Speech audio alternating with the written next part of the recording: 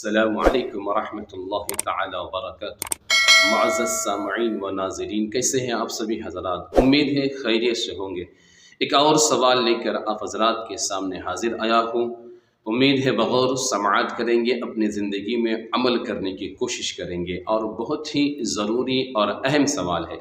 سوال یہ کہ نماز کے اندر کتنا کپڑا پہننا چاہیے اور ہمارے کپڑے کس طرح کے ہونے چاہیے۔ تو سب سے پہلے آپ یہ جان لیجئے کہ ستر عورت جسے کہا جاتا ہے، یعنی بدن کا وہ حصہ جسے چھپانا ضروری ہے، یہ نماز کی شرطوں میں سے ایک شرط ہے کہ ستر عورت کا ہونا۔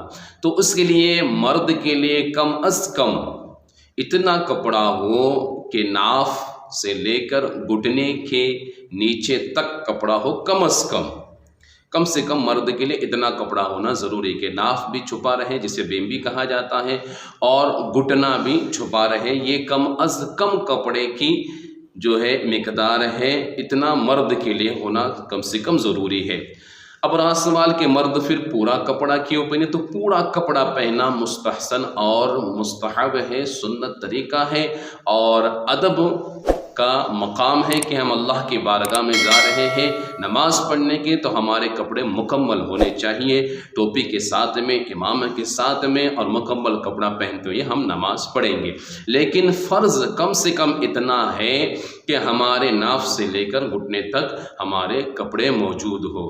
اب خواتین کے لیے، عورتوں کے لیے کتنا کپڑا ہونا چاہیے، یہ بہت ہی اہم سوال ہے، اور توجہ کے ساتھ ہماری مائیں اور بہنیں سنیں، اور مرد حضرات اگر سن رہے تو اپنے گھروں میں ماؤں بہنوں کو بتائیں، بچیوں کو بتائیں کہ ان کے لیے شرط یہ ہے نماز میں کہ صرف چہرہ اور ہاتھ کی ہتھیلی چھوڑ کر پورا جسم چھپانا فرض ہے، ضروری ہے۔ کم از کم اتنا کپڑا ہونا چاہیے کہ ہاتھ کی ہتھیلی کو، دونوں پنجے کو چھوڑ کر، یہ ہتھیلی کو چھوڑ کر اور چہرے کو چھوڑ کر باقی پورا جسم چھپا ہونا چاہیے۔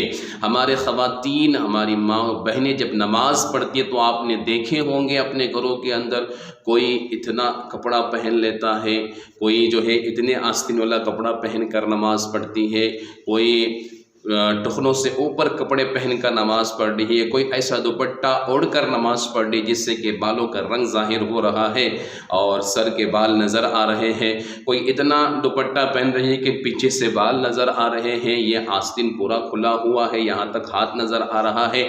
اس صورت میں اور ان تمام صورتوں کے اندر ان کی نمازیں نہیں ہوگی، اس لیے کہ نماز کی شرط ہے، اور اگر شرط ہی نہیں پائے گی تو نماز نہیں ہوگی۔ تو لہٰذا ضروری ہے، چاہے شافعی ہو چاہے حنفی ہو، حنفی حضرات کے اندر ہتھیلی اور چہرہ اور پیر کا پنجہ جو نیچے کا حصہ ہے، ٹخنوں سے نیچے کا حصہ اتنا کھلا رہنے کی اجازت ہے، اس کے علاوہ پورا جسم چھپانا ضروری ہے۔ شافعی کے نزدیک تو پیر کا پنجہ بھی چھپانا ضروری ہے۔ اب آپ سوچتے ہوں گے کہ ایسا کپڑا کہاں سے لائے کہ پیر کا پنجہ چھپایا جائے، تو اس کے لیے طریقہ یہ ہے، ہماری ماں بہنیں جو ہے غور سے سنیں، خواتین غور سے سنیں کہ اپنے مصلے کے اندر آپ ایک جوڑا موزہ رکھ دیا کیجئے۔ جس وقت آپ نماز پڑھنے جائیں تو موزہ پہن کر، ساکس پہن کر آپ نماز پڑھیں، تاکہ آپ کے پیر کے پنجے بھی چھپے رہے، اور اس طرح سے چھوٹے آستین والے کپڑے پہن کر نماز نہ پڑھے، یا تو پھر کوئی ایسی چادر اوڑھ لے، ایسی اوڑھنی موٹی اوڑھ لے کہ آپ کا جسم مکمل جو ہے چھپ جائے، ورنہ آپ کی نمازیں نہیں ہوگی۔ اس لیے ضروری ہے کہ آپ ان مسئلوں پر غور سے عمل کریں، تاکہ اللہ سبحانہ وتعالی ہماری نمازیں کو اپنی بارگاہ میں نمازوں کو قبول فرمائے۔ دوسروں تک ضرور اسے پہنچائیے تاکہ دوسرے بھی سن کر اس پر عمل کرے۔ اللہ سبحانہ وتعالی ہمیں عمل کی توفیق عطا فرمائے۔